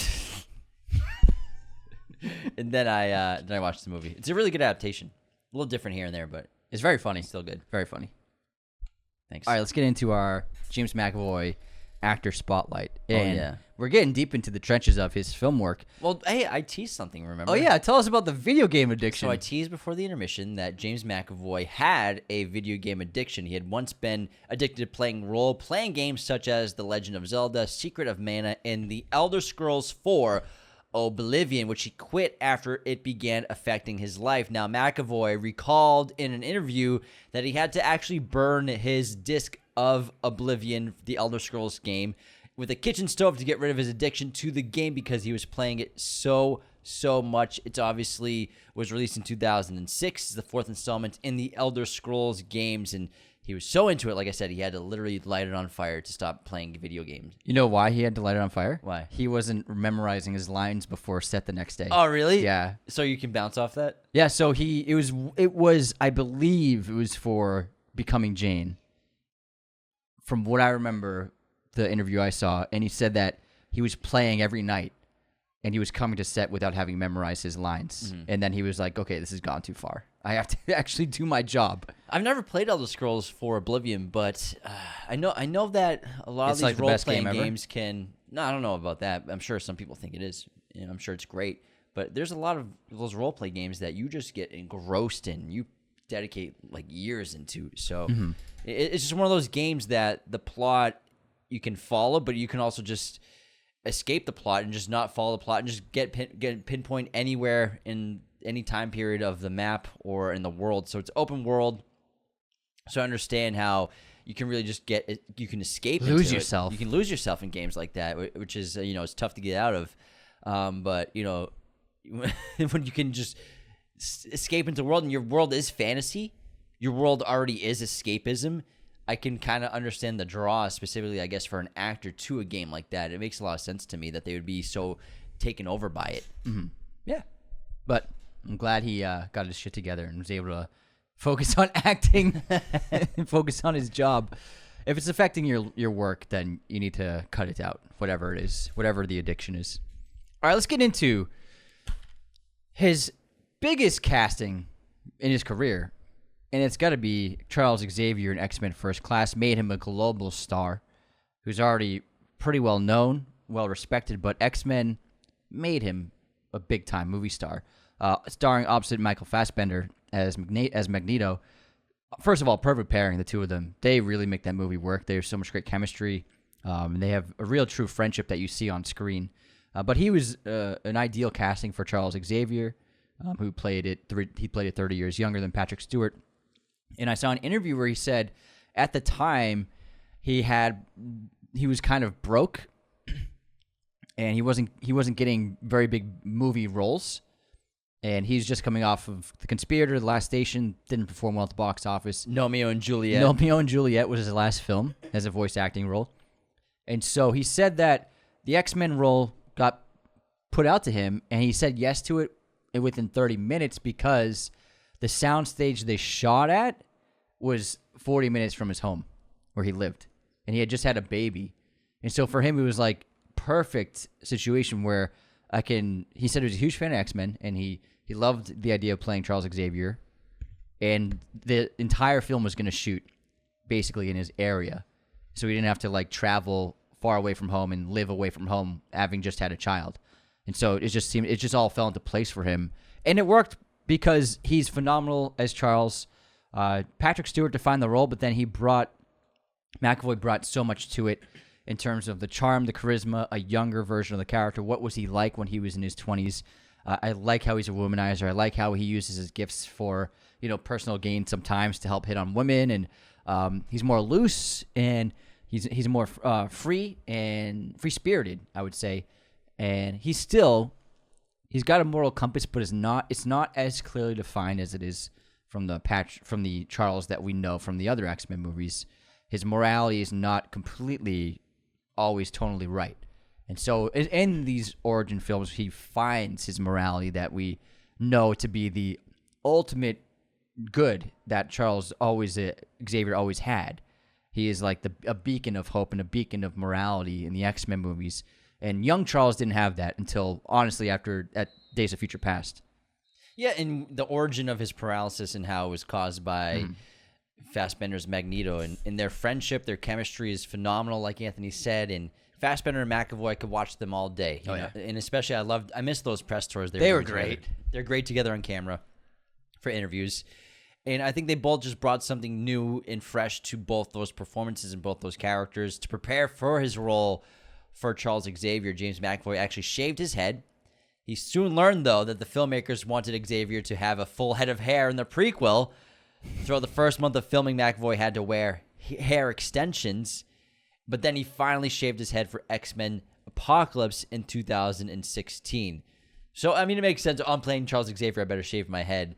But it's one of those situations where you should check in with your casting director, check in with the director. Talk to the producers. Is he going to be shaved head? I bet he did it like the next day. Oh, I'm Xavier. Let's shave this all off right now. But I mean, I think X-Men First Class was a really cool film. It's a great little start to a new franchise, origin story for a lot of our characters. It was originally going to be a prequel about Magneto, and screenwriter Sheldon Turner, he wrote a treatment which described as X-Men meets The Pianist, where the story focused on Magneto's early years as a prisoner of war in a Nazi concentration camp until liberation by a squad of Allied forces led by Charles Xavier. They later meet after the war and become friends and later become rivals. The studio decided to change the film's direction to the early years of the X-Men, but incorporated aspects of Turner's script into the film. That would have been pretty cool. I think that would have been really cool as well. Yeah. I'd still really enjoy X-Men First Class. It's one of my favorite X-Men movies in general. Yeah. Love the tone. I love, obviously, when the 1970s. We have that cool style, the music, the fashion's all there. And Fassbender is so great as Magneto. A great counter to James McAvoy's Xavier in this film, where Xavier, like you said, is the charm, sort of the promiscuous one. Magneto is this tortured soul who has a dark past, is out seeking vengeance until he meets Charles Xavier, who's really, great theme as well. You know, because Magneto's really sort of on the suicide mission to try to gain vengeance. He's got a hit list. Yeah, but he's gonna kill himself at some point by doing this until Xavier's able to pull him in and reel him back and try and convince him to use his insane power for good in a positive way, while kind of achieving the goals that he wants until he eventually turns later on. Yeah, the Charles-Eric relationship in this film, in Days of Future Past, I think is really special. It's really great, and it was hard to pull off because Ian McKellen and Patrick Stewart were just so legendary on screen together, and we love them on screen. But then, I mean, this could have gone poorly, and so much comes down to casting, and they got the two right actors for these roles. Yeah, and I think what's so important about their performances, McAvoy's Xavier and then Fassbender as Magneto, is obviously you want to study and sort of do as great of a job replicating the past performers, Ian McKellen, Patrick Stewart, try to capturing their voices in a lot of ways, their cadences, their behaviors, because you're playing just a younger version of that character in this world. It's not a multiverse or anything like that. So you sort of want to make sure you do similar, maybe diction, say similar words the same way. but also bring your own flair to it. So I think they both had this great balance of sort of studying and mimicking performances of both of them from the previous X-Men movies, but bringing their own sauce to the table. Lots of sauce. Their own hot sauce, their own Tabasco, their own Cholula, whatever it is. There's more sauces than hot sauces. Yeah, but the hot sauces are the most fun, man. No way. Just they are. There's so many great sauces. Well, it depends what you're eating. Yeah. It depends. Breakfast versus chicken tendies. Yeah, but life's not all eggs and hot sauce, James. I know that's your daily morning routine. It's a good routine, man. It's one that I love. Oh, when you mix Cholula with goopy, not like a perfect over medium egg yolk, it's the most amazing elixir from the gods. Clouds part. It's good. I'm salivating just thinking about that combination. I'm not gonna lie, egg yolk and a little ketchup's pretty good too. Serious. Get the fuck out of here. No, so you get like over easy eggs and home fries, right? Yeah. I've had and toast, and then you got there's egg yolk all over the plate. Then there's some ketchup on the plate from your potatoes. You scrape that up with the bread together. That's good, man. It's good. I don't know. even act like I'm crazy. No, it's good, but like I don't do that. Don't act like I'm crazy. The hot sauce is better. No, but I'm saying like you're at a diner. And Sure. That's fucking good. It hits, man. It does. It's good. Thank you. It's just the way you said it was like a 9-year-old. But the way you reacted, really good is the way you reacted is though it was like I was a lunatic. No, like a 9-year-old. Well, it's good. That's exactly what I just said because that's what it sounded like. It's really good with your eggs. You put ketchup on them. You know what I mean? That's exactly what it sounded like. Heard they added more hops to it. Yeah, I put ketchup on my eggs. It's real good in the morning, guys. It mixes with the yellow part. It's so tasty. It makes orange. Yellow and red makes light red. All right, let's get into a couple of crime thrillers that he starred in after X-Men First Class. He starred in the action movie Welcome to the Punch, which I think co-starred Mark Strong. Yep. It was like a criminal spy espionage movie. It was okay. And then he was in a Danny Boyle movie, which is really underrated, called Trance, where he plays an art thief who he pulls this job for this crew. And then he gets injured, wakes up, and he has no memory of where he hid the stolen art. And so he hires a hypnotist played by Rosario Dawson to help him remember where he hid the painting. But suddenly he begins to blend between what's reality and what's fantasy. And his mind's a mess. And it's Rosario Dawson's character responsible. You'll have to watch the movie to find out. It's really good. It's really underrated, too. I think Trance is awesome. And then he starred with the first collaboration with Jessica Chastain, which is his most common co-star as an actor. Him and Jessica Chastain, four films and then one short film they've made together. So 5 projects they've been in together. They're phenomenal together in all the movies they've been co-leads in. They started in what was a really interesting experiment for a film called The Disappearance of Eleanor Rigby. Nothing to do with the Beatles song, but just it's a cool name. So the way they made this film is they made 3 movies out of this. And it's a movie about this married couple. Things aren't perfect, and then one day she's gone. And McAvoy starts a search for her. And he's like, why did she leave? Where'd she go? Like, what has happened? So there's 3 movie versions. So there's Disappearance of Eleanor Rigby, him, which is the story told from his perspective. And we get to see the background of their romance, their relationship, their marriage, into the disappearance. And then also the Disappearance of Eleanor Rigby, her came out, which was her perspective of the romance, the relationship, the marriage, and then her disappearance. And then they also released a combination, which was just the entire film, which is like 5-hour cut. And it's a really interesting experiment. I didn't see the 5-hour cut, but I saw both versions from the 2 perspectives. It's a really interesting film. Is the 5-hour cut the one called Them? Them. Thank you. It was Them. Thame. It's Thame. The Disappearance of Eleanor Rigby, Them. It's a really interesting film. I liked watching the different perspectives and seeing an entire... It wasn't like, here's a movie, here's 30 minutes one perspective, 30 minutes another perspective, like Rashomon or something. This was an entire movie, and it's McAvoy's point of view, and then the entire movie is Chastain's point of view. They're phenomenal together, excellent acting. It's a very, very good story. I really enjoyed it. And then he starred with Daniel Radcliffe, not in Chamber of Secrets, but in Victor Frankenstein. Oh, yeah. Imagine if they were in Chamber of Secrets together, then they did Victor Frankenstein. This was sort of when Radcliffe was getting back into film, I think, a little more seriously. He did this. He did the what was it? The woman, Horns? The Woman in Black? Woman in Black, which was a cool horror movie. But Victor Frankenstein is where he obviously plays Victor Frankenstein, and then Radcliffe plays Igor. And I remember seeing this when it came out. It was pretty good. Pretty poor ratings in reviews, but overall, it's pretty stylish for the time. That sort of, I think movies around in the 2010s, a lot of them sort of looked alike. High contrasty, sort of desaturated look. It looked like a Harry Potter. They all look like Deathly Hallows. So a lot of movies are replicating that aesthetic and that look, but it's a pretty decent movie. Well, you skipped ahead to one of his best roles, and it's Filth.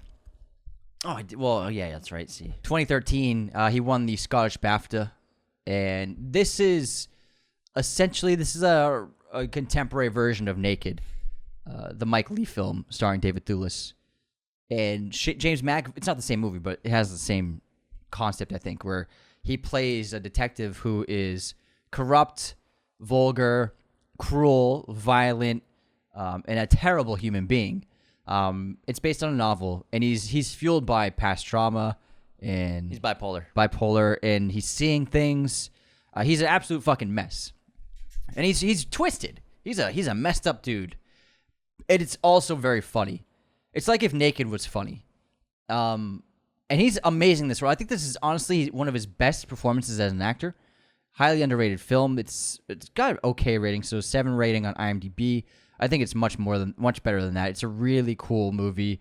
Jamie Bell's in it. Imogen Poots is in it. What's his name from Eddie Marsan from Sherlock Holmes is in it. He's a wonderful performance in this. It's really dark. It's cool.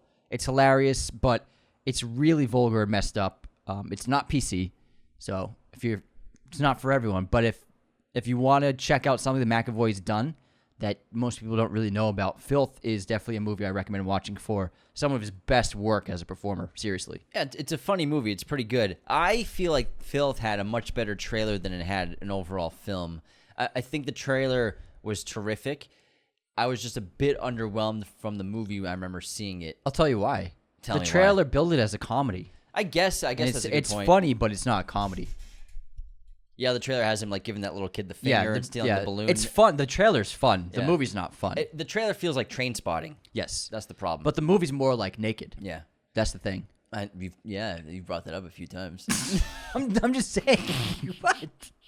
Naked's not fun. It's definitely not a fun movie. All right, moving on to Muppets Most Wanted. He played the UPS guy. Nice cameo. But then getting forward to Victor Frankenstein, which we talked about. But Days of Future Past. Fasting? They fasted for days?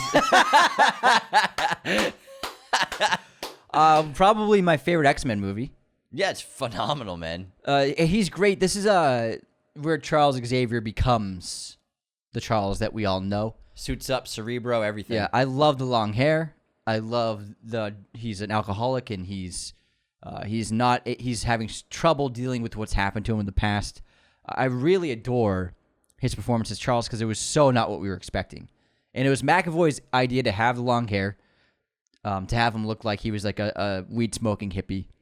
And I thought it was great. It was not what anyone was expecting for Charles. You know what I mean? Yeah. And then he has one of the best scenes in an X-Men movie is Patrick Stewart speaking to James McAvoy and encouraging him to believe and hope again. Well, also to harness his powers again, because his power he's been pushing down.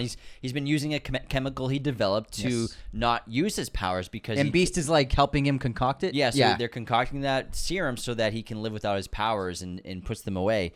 And it's one of those great dilemmas where he's hiding from his great power, his responsibility to that power as well. It's driving him mad. He can't control it, and he's losing his mind because of it. But also, I feel like the character doesn't want that burden, doesn't want the responsibility that he holds because he's so powerful and so important to mutants, so important to the world. It's similar to Spider-Man 2, where Peter doesn't want his powers anymore. Maybe you're not supposed to be running up those walls. Yeah, exactly. And he's pushing them away. But then, obviously, the escape of Magneto later on. Same movie? Yeah, they break Magneto out. They break Magneto You're right. later You're on. on track. Yeah, later man. on. You're good. Helps him use his powers because he doesn't have his powers during that sequence. That's right. And then Magneto's like, why aren't you using your powers? Quicksilver's so important to them in that sequence, too. But, I think that's a great part of the character, and McAvoy played it so well. And then, obviously, Apocalypse. Sorry, there's so many X-Men movies. Yeah. Sometimes they get a little jumbled in my head. And then Apocalypse, it's okay movie. It's not very strong. He's obviously great in it and for what he does. It's cool to see him being overpowered so much, but it just doesn't feel on the same quality and caliber as the other X-Men movies of that the Origins movies from First Class and then Days of Future Past. Apocalypse is not in the same ballpark. And I also didn't love the character. They made that movie very 80s. It's like to the point where it's like, okay, we get it. It's an 80s movie. You know what I mean? With wardrobe and hair and accessories. It's just sometimes movies and TV shows go a little too far. Might as well wear a shirt. It's 1998. Yeah, exactly. Or 1982. Yes, exactly that. So Or 1991. we get it, man. We get it. All right, move on to our next film, James. Well, we got a couple back-to-back flicks here that are great. Some flicks. Split in 2016, same year as X-Men Apocalypse. We did an episode on this 3 or 4 weeks ago, which is terrific. M. Night Shyamalan's really returned to form after about a decade of not making superb films like he used to. Split's an awesome performance, playing split personalities, all these different characters created for the role. And James McAvoy knocks it out of the park. And we can't recommend tuning into that episode enough. Since we just talked about it so recently, we won't break it down that much anymore. Yeah, we can't recommend our own episode enough. Yeah, so watch the episode. Thank you. Trust us, it's good. But then Atomic Blonde in He's 2017. Great. He's great as sort of an agent in this agency that's helping out Charlize Theron's character. And this movie directed by David Leitch, of course. Great action flick. Charlize Theron shines in this movie. She's phenomenal. And McAvoy's a great comedic presence to opposite her. Yeah, and so it's Cold War. We're in Berlin. She's playing an undercover MI6 agent with the assistance of James McAvoy's character, who's sort of her liaison in the area. He's very flamboyant, outrageous. I love the style. He's just having fun. You know what I mean? You needed that because she's so self-serious as the agent. It's great to have that color to bounce off of her. It's a really good movie. I think it suffers from a bit of a screenplay issue with the nonlinear storytelling, kind of holds it back and sort of puts it in a specific box, sort of kills some of the momentum that we get from some of the great action sequences, because we'll have a great 10, 15-minute sequence with Charlize, and then we're cutting to the past, giving the recording in the interrogation room. It constantly is sort of a back and forth between present and with the interrogation and then the past, which, I think is fine, but for me, it killed a lot of the momentum of the movie. But overall, I enjoyed this movie. Very cool, very 80s. Yeah, it's a fun time. McAvoy crashed a 1980s Porsche, too, on a stunt that went wrong. He crashed a Porsche? Yeah. Oh, man. How'd you feel about that? When I found out, jealous. Then he was in a Wim Wenders film, which I didn't even know, with Alicia Vikander, of all people. A Wim Wenders film called Submergence, which he plays someone, he's in interrogation in Somalia, and then he keeps flashing back to this relationship he has with a woman played Alicia Vikander. I never even knew this movie existed. I had no idea that Wim Wenders made a movie with these two actors in it. I might check it out, honestly. And then Deadpool 2, he has a small role, Charles Xavier. And then Glass, the sequel to Split, which James and I aren't big fans of. It was okay. Ultimately, for me, very disappointing. However, we got to see more personalities. He had a lot more fun. And we just got to see more range of him as an actor and how impressive he is. And then followed up with Dark Phoenix, which was the end of that X-Men franchise. 2019, they just killed it, man, with that movie. Dude, I forgot he's in It Chapter 2 in 2019. He plays Bill. Yeah. Holy shit. I totally forgot about that. He's basically the lead of the movie. He's in the Hall of Mirrors scene. I know, yeah. And then Chastain, this is another movie they're in together. Wow, I forgot about It Chapter 2. A great movie, an awesome sequel to the first It, which I think is an excellent horror movie. It Chapter 2 is a really good one as well. Not as big of a hit. Still grossed like 600, 700 million. No, it was good. It was like almost 3 hours long. It was a long movie, and it didn't have the same momentum. 2 hours and 50 minutes. It just didn't have the same momentum and drive as the first film. You know what I mean? Yeah, but it was still fun to see the old actors as the same characters that we had seen in the first film. But something about Stephen King movies, specifically I think that this one specifically shines with the younger characters. I think so too. I think I agree. It has a lot of great moments, and there's some awesome Pennywise scenes. Makes me want Chinese food every time I watch this movie. Oh yeah, that great scene, the talking food and stuff. But scenes like that was like 20 minutes. Yeah, like it was a little too. They stretched. I think that the first one was so successful, they got a little too. They just weren't really fine tuning the second film. I think. I think at the end of the day, the story for the first movie's better. Yeah, the first half of the book's better. Yeah, I agree. But I think it was really cool to be like, oh, look at all these amazing stars who are playing these cast members. It's cool. Yeah, it was very cool. But yeah, it was a good sequel. It was pretty good. Then we have My Son, which is the TV series. I've been meaning to watch this, where it was an experiment where he's playing a father who's investigating the disappearance of his child. And in reality, McAvoy did not know any of the lines or scenes. He just was given general directions of what a scene was. There was screenplays written for each episode. The other actors had dialogue, but he went into every scene without knowing what he was going to say, or without knowing what the other actors were going to say. So his co-stars, and many of them very, very well known actors, they had dialogue and they had intentions, and they knew what the scenes were about. But he was walking into every scene blind, and basically everything he said was improvised on the spot. I've been meaning to watch it because I heard it's really cool, and that's such a great experiment as an actor. Like, imagine doing that, and only I think a handful of actors, someone like McAvoy's talent, can actually pull that off, and being able to understand that I need to play this character, improvise this dialogue, but also move the story forward all at the same time. That must have been a crazy, crazy task.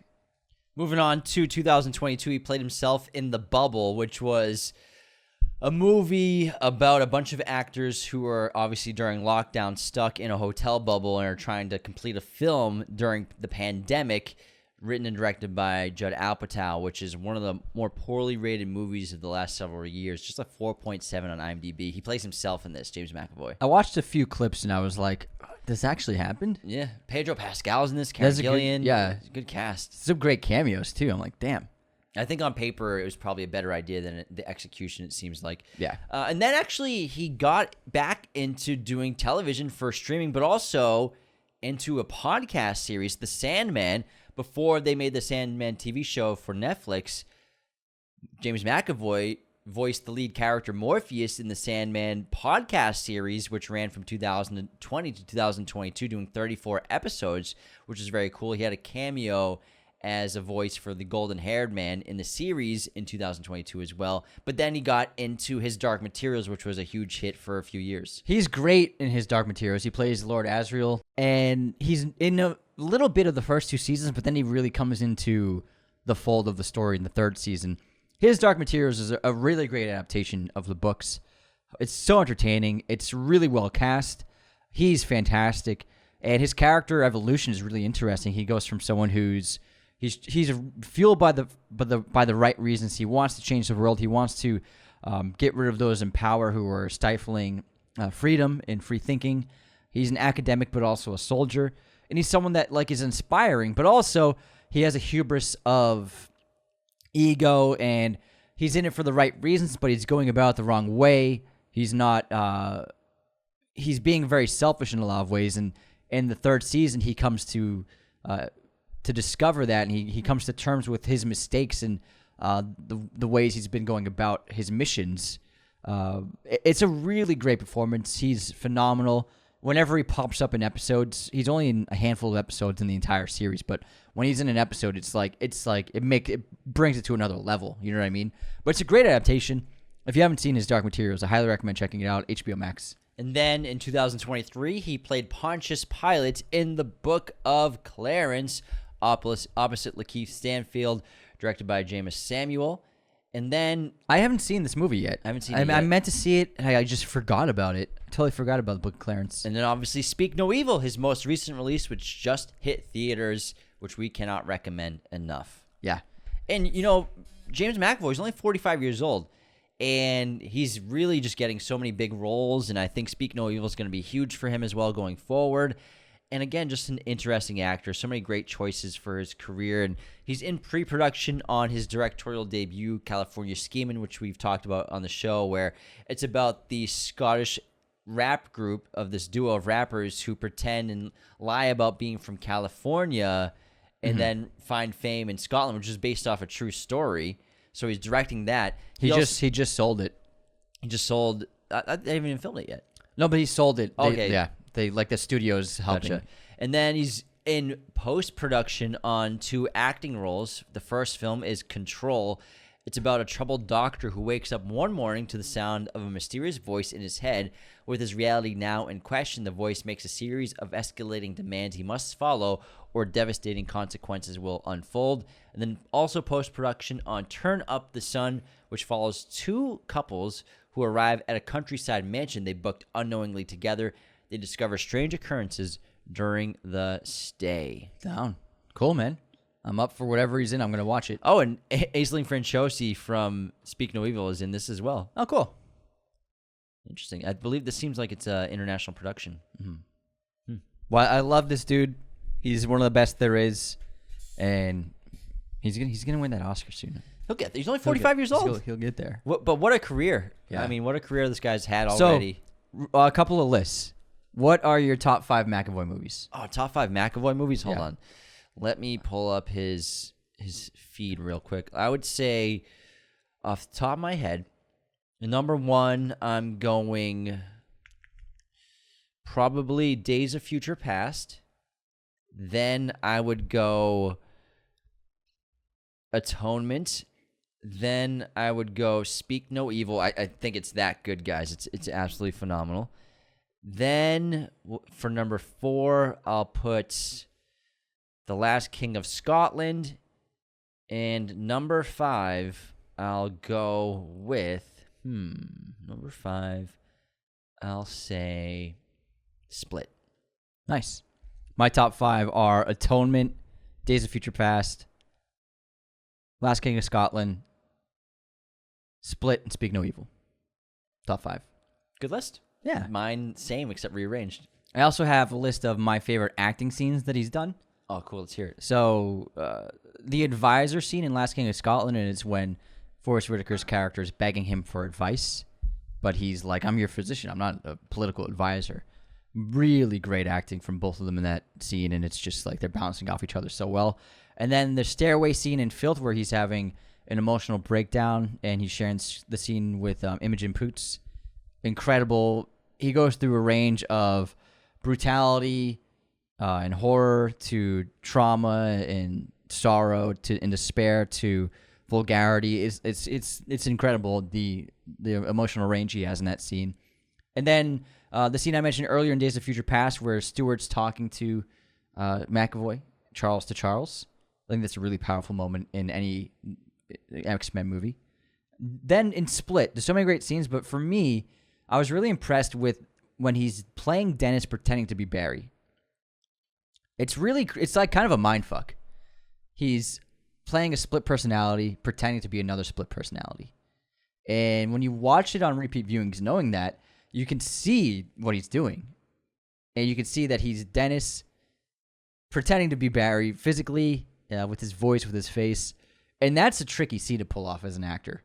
And when you watch it, like, with that intention of, like, looking for it, like, it's really fascinating, that scene in particular of pretending to be Barry, Dennis pretending to be Barry. Twice. Crazy stuff. And then the kitchen scene in Speak No Evil, when they come back for the doll. Oh, don't spoil this, though. Spoilers. Okay, the kitchen scene in Speak No Evil. Yeah, don't spoil it, man. It just came out. At the end of the second act. No spoilers. He's great in that scene. So good. And then I think the best work he's done is the table scene in Atonement, where Keira Knightley's character, after McAvoy says, what's the point if all we have is 1 minute in a library 8 years ago. Was that enough to live off of? And she says, "Come back to me." So the "come back to me" scene, that's the scene in the movie, I think, for me. And he's spectacular in it. He's a spectacular guy. He is a spectacular Really guy. is. All right, everybody. Thank you so much for tuning into our episode on the incredible career of James McAvoy. Be sure to become a patron today at patreon.com/Raiders of the Lost Podcast. Leave those 5-star ratings and reviews on Spotify and Apple. And take care, everybody. See you next time. Thank you for watching Raiders of the Lost Podcast. Be sure to hit that subscribe button, hit the like button as well, notifications for sure. Listen to the show on Apple Podcasts, Spotify, everywhere you can listen to podcasts. And be sure to check out this other content we have on our YouTube channel.